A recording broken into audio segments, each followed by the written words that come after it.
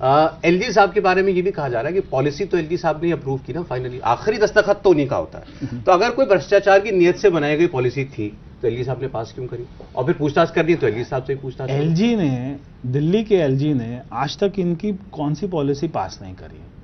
ये जो भी पॉलिसी बनाकर देते हैं, एलजी का साइन करना एक वो केवल फॉर्मेलिटी है, औपचारिकता है।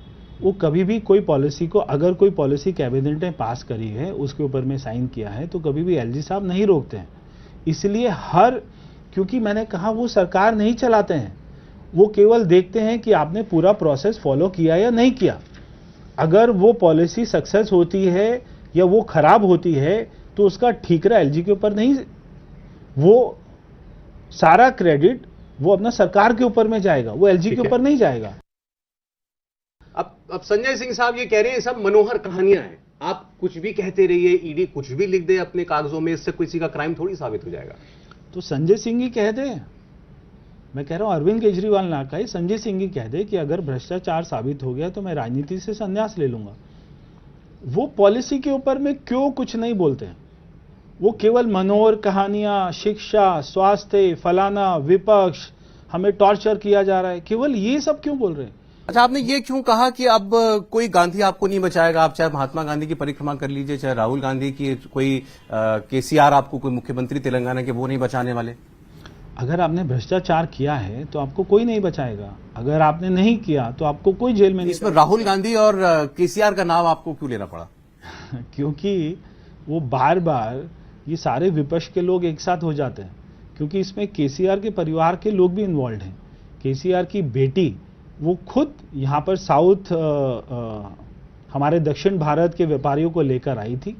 वो मनीष सिसोदिया केजरीवाल के साथ बैठी, ओबराय होटल में उन्होंने स्वीट लिया, वहाँ पर रूम बुक हुआ, 6 महीने उनका स्वीट वहाँ पे बुक रहा, वहाँ पे मीटिंग होती थी, एक्साइज कमिश्नर, एक्साइज सेक्रेटरी, ये सारे लोग वहाँ पर केसीआर की बेटी से मीटिंग करने जाते थे।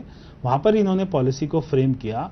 फिर उसके बाद में केसीआर की बेटी ने दिल्ली सरकार को 150 करोड़ रुपए की रिश्वत दी कि आप इस पॉलिसी को लेके आइए, हम पहले चलाएंगे 6 महीना, जितना पैसा आएगा हमारे पास जाएगा।